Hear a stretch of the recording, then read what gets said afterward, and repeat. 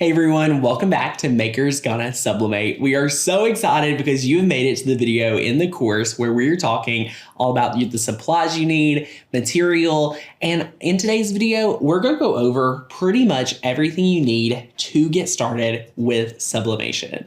This is so exciting. I'm so excited for you because that means you are ready to dive in and gather your supplies and get started. Now, before we jump in, I wanna let you guys know, we have put together a printable resource down below that has all of this right here linked for you and all organized for your success. Okay, my friends, this is gonna be fantastic. I cannot wait to go over all the different material that we have on the table today because we're excited to share with you what equipment and what you need for blanks when it comes to sublimation. So let's go ahead and jump into it.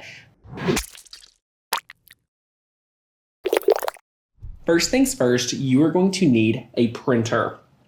We have been loving the Epson Eco Tank printers. This exact one right here is fantastic. It's an ET2760. So it's the Epson Eco Tank ET2760. This printer right here is 8.5 by 11. So it cannot do larger than 8.5 by 11. You can go check out some of our links where we've provided links for larger sublimation printers as well that you could work with or that you could convert. We also have a video on how to convert a printer if you have never done that before. Spoiler alert, it's very easy. We are recommending StarCraft sublimation ink. We love this stuff. It goes great. And it's really easy to use this lid right here, which I love. This lid is made to fill up these cartridges. You may see other people using syringes and all that. Don't even worry about it. Grab the StarCraft sublimation ink and put it inside the Eco Tank printer and you're gonna be good to go. Like, very simple, you're gonna love it. And we are really excited for you guys to get started. So after you've got your printer, after you have added your sublimation ink, here's what's next. The A-sub paper. I feel like this is kind of industry standard right now. This is A-sub paper and I've been using it since 2019 and it's always had such a great quality product for me. Blown away at how well this works. I have it for my large printer. I have it for this printer. They all have different sizes. You can get paper more fitted for the this little mug press right here. So there's all sorts of sizes of paper that you can get for the A-sub brand. Like they have a ton on there and it's super fantastic.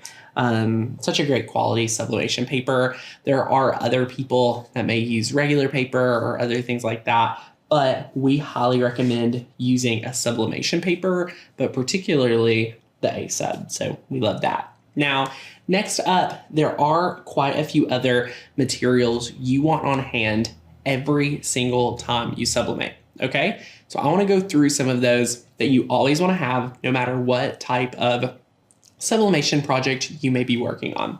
So let's go ahead and jump in to what I always use. Now, number one, heat-resistant tape. You're always, always, always going to need heat-resistant tape. I always use too much because I want to make sure that it's going to stay put. So we have linked some for you to check out on Amazon. It's fantastic. And I think you're going to really get a hang of using the heat resistant tape really quickly. We even got this nice little holder that can hold all of our heat resistant tape. So that's fantastic. No matter what sublimation project you're doing, you also want to have a lint roller. Yes. Even if you are making a mug, you want to have this right here because there's residue, there is hairs, there's all sorts of things, debris that could be on your mug that you're going to want to lint roll or any of your material, especially fabrics, shirts. Always lint roll it 2 or 3 times just to make sure that you get everything off the shirt that's not meant to be there. You may be saying, Tanner, why is that? Well, my friend, when you apply your sublimation paper, apply the tape on it, you heat set it, you peel it up, and then you remove any debris that's on there, it's not going to be there. It's going to be white, so you can actually see the debris. But if you clean it properly, you use this guy right here to lint roll it, you're going to be solid. So that's really fantastic, and we're really happy with that. Now, we also recommend having 1 or 2 of these gloves. I've linked them for you. If you're working with the mug press a lot, if you're working with unique items in the mug press, that's why we have it. If you're working with, putting things in an air fryer, there's a lot of DIY hacks that you could do with sublimation. So this isn't one I use every project, but it's one that I think you should definitely have on hand as you start doing a variety of sublimation projects. Next up, we have the pressing mat. Now, this is what a pressing mat is. It's different than a Teflon sheet. It's different than butcher's paper. It's different than your easy press mat. This is a pressing pad, and it goes underneath. So if you're not using an easy press, which a lot of people have for sublimation switched from an easy press mat to a pressing mat, they're great just as a solid, thick base for your sublimation designs.